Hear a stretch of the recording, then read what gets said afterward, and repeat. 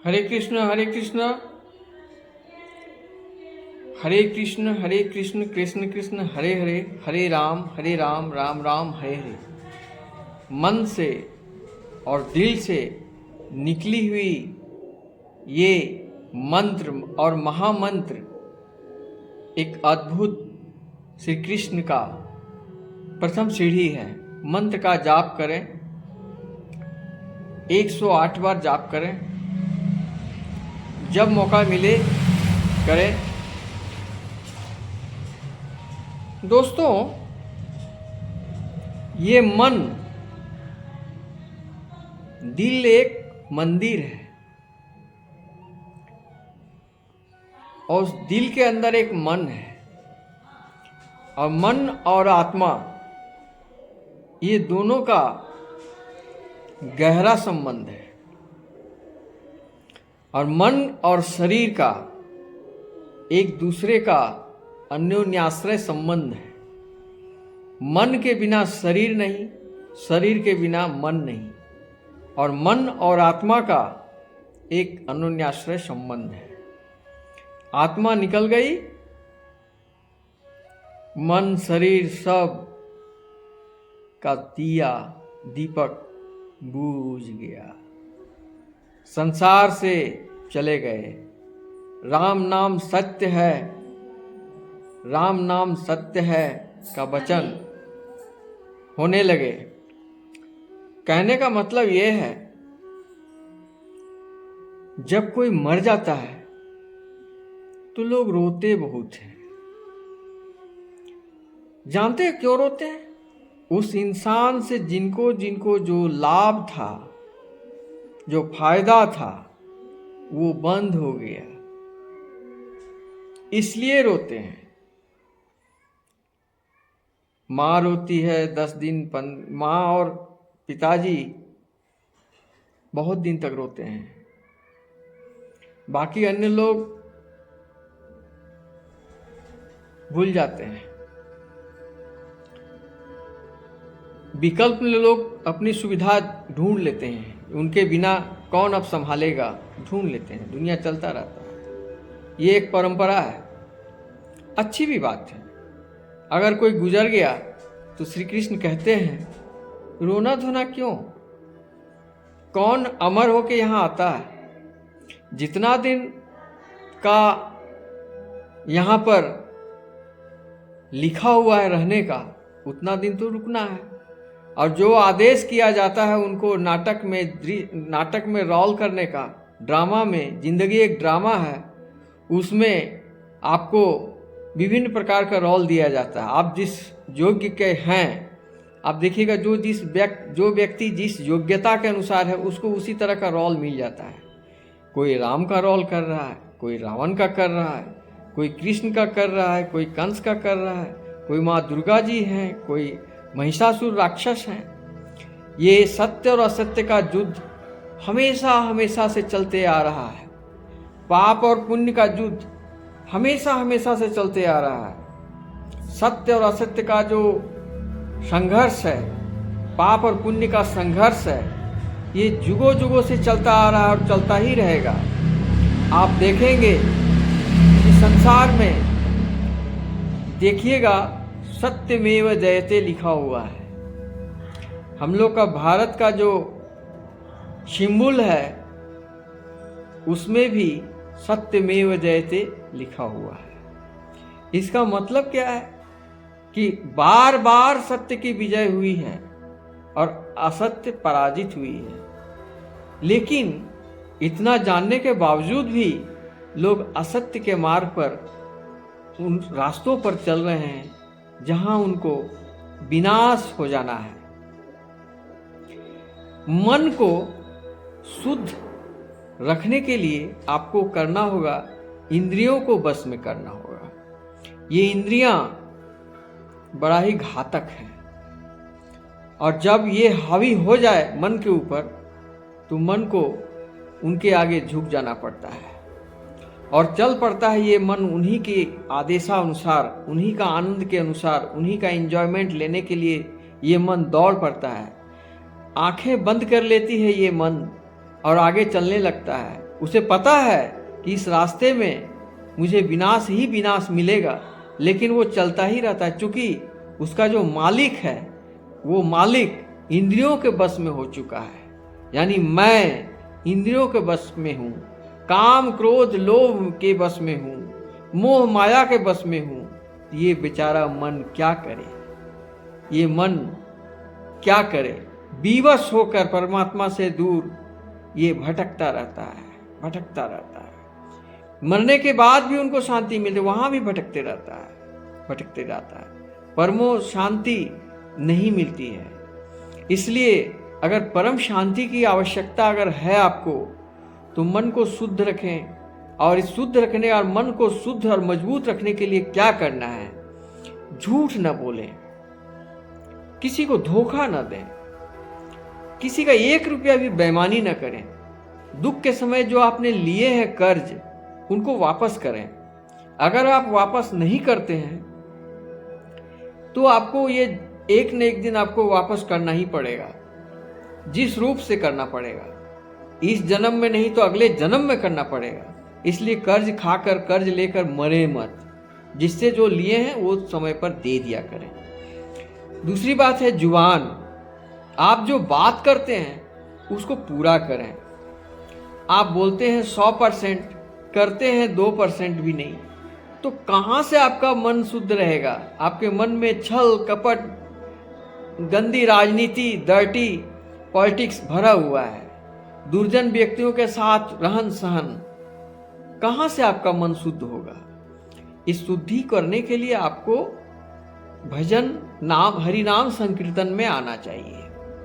किसी अच्छे ज्ञानी पुरुषों के साथ संबंध बनाना चाहिए। जो लोग तामसी भोजन करते हैं वहाँ कहाँ संभव है भगवत ज्ञान का, भगवत गीता का पाठ? कहाँ से वो लोग सुनेंगे? वो लोग एक लाइन नहीं सुन सकते हैं। आज मैं जो प्रवचन कर रहा हूँ ये कोई सुनने वाला थोड़ी है, और मैं किसी लालच से ये प्रवचन नहीं कर रहा हूँ। इसमें ही जो बिरले होंगे, जो सच्चे इंसान होंगे, जो परमेश्वर को जानकार वाले व्यक्ति होंगे, वो जरूर श्रवण करेंगे, जरूर सुनेंगे। आप नहीं सुनेंगे कोई बात नहीं, क्या फर्क पड़ता है, सुने या न सुने। गीता में श्री कृष्ण कहते हैं कर्म किए जा, फल की इच्छा मत कर। फल आपका हाथ में नहीं है, वो परमात्मा के हाथ में है। लेकिन इतना सत्य है कि कर्म का फल आपको मिल ही जाएगा। अच्छे कर्म का फल पुण्य है, बुरे कर्म का फल पाप है। पाप बिना कष्ट दिए नष्ट नहीं होगा, पुण्य बिना सुख दिए, बिना शांति दिए वो नष्ट नहीं होगा। इसलिए हर समय दोस्तों पुण्य को बढ़ाते रहें, पाप को कम करते रहें। पाप जीवन में बड़ा घातक होता है। अगर आपको पाप और पुण्य का नगरी देखना है तो आप हॉस्पिटल में जाएं। मैंने विभिन्न प्रकार के हॉस्पिटल में देखा है, सदर hospital, central hospital, CMC, Vellore का हॉस्पिटल जाके देखा है मरीजों को कितना कष्ट भोग कर रहे हैं। किसी का पैर टंगा हुआ है, किसी का हाथ टंगा हुआ है, किसी का हाथ टंगा हुआ है, किसी का पैर टंगा हुआ है, किसी का हार्ट का ऑपरेशन हो रहा है, कोई आईसीयू में भर्ती है। तरह तरह का नरक वहाँ पर दिखाई देगा।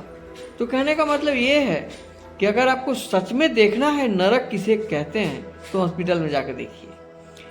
उनका सारा जिंदगी का पाप कर्म उस हॉस्पिटल में भोग करते हुए आपको दिखाई देगा।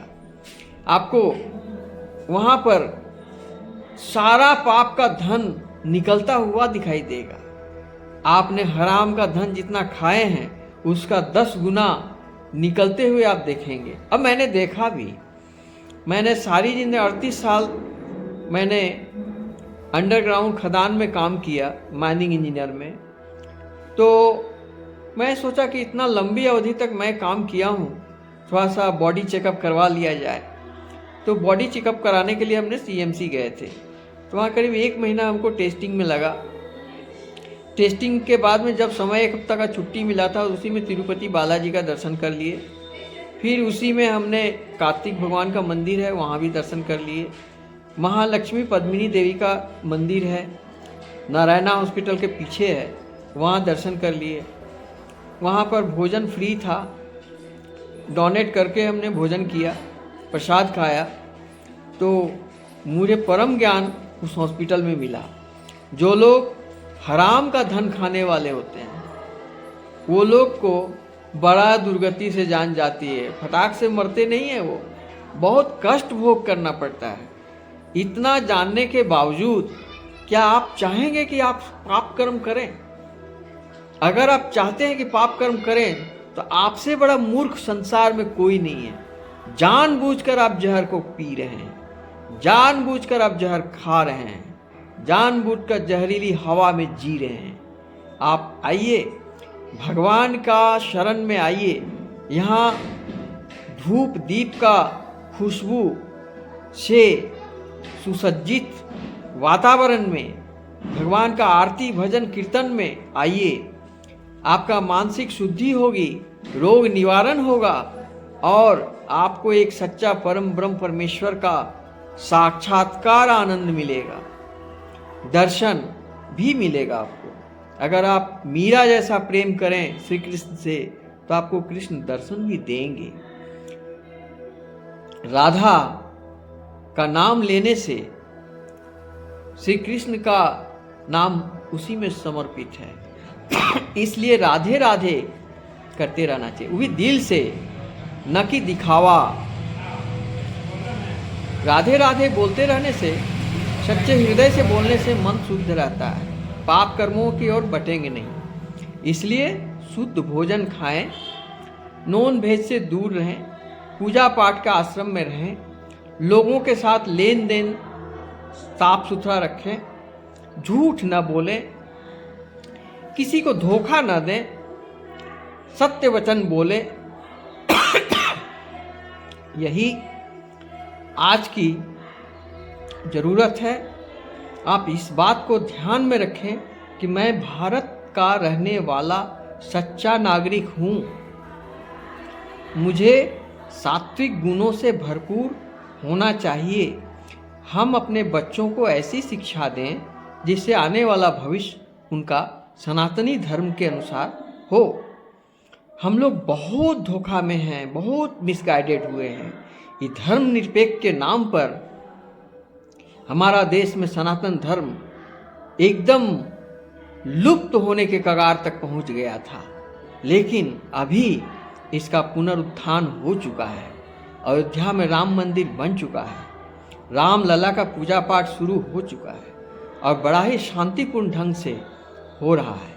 कोई युद्ध नहीं, कोई ज़बरदस्ती नहीं, बड़े प्यार मोहब्बत से एक दूसरे को हाथ में हाथ मिलाकर संसार में हम लोग आगे बढ़ रहे हैं। ये भारत का मूल उद्देश्य है, शांति, विश्व कल्याण, वसुदेव कुटुंबकम।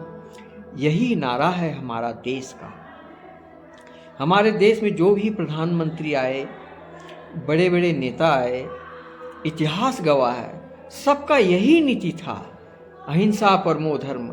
हम लोग किसी से युद्ध करना नहीं चाहते हैं, लेकिन अगर कोई छेड़ेगा तो हम लोग छोड़ेंगे भी नहीं। इसके लिए हम लोग अस्त्र शस्त्र बल, फौज, बॉर्डर का फौज जिसको कहते हैं फोर्स डिपार्टमेंट स्ट्रांग है। इधर मंदिर निर्माण, आस्था, सनातन धर्म का उत्थान भी स्ट्रांग गति से चल रहा है। आर्थिक विकास भी हुआ है। आर्थिक विकास में ने देखा भारत का अर्थनीति में तीसरा स्थान आने वाला है। आज हिंदुस्तान का प्रत्येक गरीब एक सही रास्ते पर आ रहे हैं, लेकिन दुख की बात जो मध्यम वर्ग वाले हैं वो बहुत सारे धार्मिक विचारों से, शुद्ध आत्माओं से चलते हैं और लेन देन भी करीब करीब ठीक ही रखते हैं, लेकिन हाई लेवल वाले जितने लोग हैं वो न धर्म को मानते हैं, न कर्म करते हैं, उनको अपना अहंकार में चूर रहते हैं, न वो भगवान को मानते हैं, न वो सनातन को मानते हैं, न ही वो ब्रह्मांड में अपने माता पिता को मानते हैं।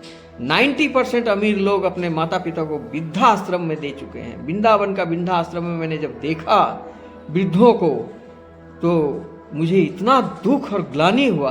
आश्चर्य की बात, ये वृद्धाश्रम में मुसलमान नहीं रहते हैं, बहुत कम।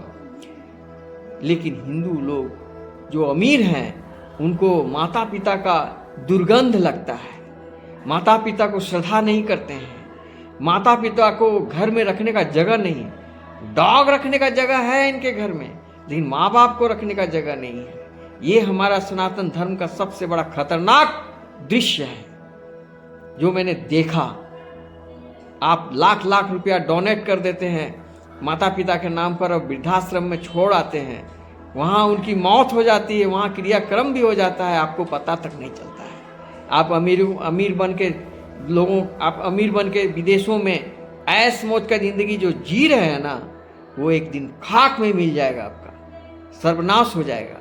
ये हमारा हिंदू समाज के लिए एक कलंक की बात है कि आज हमारा हिंदू समाज में बुजुर्गों को जिस तरह से अपमान किया जा रहा है, जिस तरह से वृद्धाश्रम में भेजा जा रहा है, ये बड़ा शर्म की बात है। दूसरी ओर वैवाहिक जीवन बिल्कुल समाप्ति की ओर है। वैवाहिक जीवन का एक ही मूल मंत्र है विश्वास, जो विश्वास लुप्त हो गया। जहां लड़की या लड़का हाई फाई एजुकेशन ले लिए, बस प्यार मोहब्बत खत्म, वो अपनी ज़िंदगी अपनी तरह से जीते हैं। आज प्रत्येक लड़की ये सोचती है कि मैं अपने पैर पर खड़ी हो जाऊं, किसी का अधीन नहीं रहूं, किसी के दासी बनकर नहीं रहूं, खुद अपने पैर पर। लड़की लोग मैं एक लड़की से मिला तो उसने बताई कि मैंने पिता के घर में भी रहना नहीं चाहती हूँ, न ही पति के घर में रहना, तो मैं अपना घर में रहूँगी और अपने ढंग के अनुसार रेसिपी बनाकर खाती हूँ, अपने ढंग के अनुसार जीती हूँ, अपने ढंग के अनुसार नौकरी करती हूँ, अपने ढंग के अनुसार अपने जीवन के हर ज़रूरत को पूरा कर लेती हूँ। नो नीड, हमको कोई ज़रूरत नहीं किसी और से। इस तरह की बहुत सारी ज़िंदगी जीने वाले लड़कियाँ देखे हैं। क्यों ऐसा उसने क्यों कदम उठाई? इसलिए कि ऊब गई। जो समाज में सच्चे हैं, शिक्षित हैं, संपन्न हैं, समृद्धशाली हैं, शिक्षित हैं, लेकिन उसका कोई कदर नहीं है, उसका कोई मान सम्मान नहीं है। नौकरानी से भी बदतर उसको देखा जाता है। क्यों नहीं? वो अपना शिक्षा जब उसके पास है तो वो अपना कदम क्यों नहीं उठा सकती है? एक पुरुष चाहते हैं कि हम स्वावलंब आज़ाद पंछी की तरह जिंदगी जी सकते हैं, जो चाहे कर सकते हैं। क्या लड़कियां नहीं कर सकती है? वो भी कर सकती है और करके दिखा भी रही है। अभी 70% इंडिया के फीमेल काफ़ी उन्नति में, सोशल मीडिया से लेकर खेल से लेकर के डॉक्टर, इंजीनियर, एजुकेशन में सब में आगे है। क्योंकि उसका मोटिव ईमानदारी, ऑनेस्टी और परिश्रमी है, और वो सम्मान को पसंद करती है, ना कि आपका धन दौलत, गाड़ी बाड़ी, बंगला और पैसा, बैंक बैलेंस देकर आकर्षित होगी। आप उसको सम्मान करेंगे तब वो सम्मान करेगी। क्यों झुकेगी? इस तरह का संसार आज बनने जा रहा है। इसलिए हिंदू सनातनी जागो, उठो, अपने माता पिता का कद्र करो, अपने बुजुर्गों को सेवा करो। तुम धन में, दौलत में, शिक्षा में, सब में तुम बड़े हो जाओगे, लेकिन बुजुर्गों से बड़ा नहीं हो सकते हो। इतना ही कहकर आज की कथा मैं समाप्त करता हूँ। इसके लिए क्षमा चाहता हूँ, बहुत समय आपका ले लिया हूँ। वंदे मातरम। जय हिंद, जय श्री कृष्णा।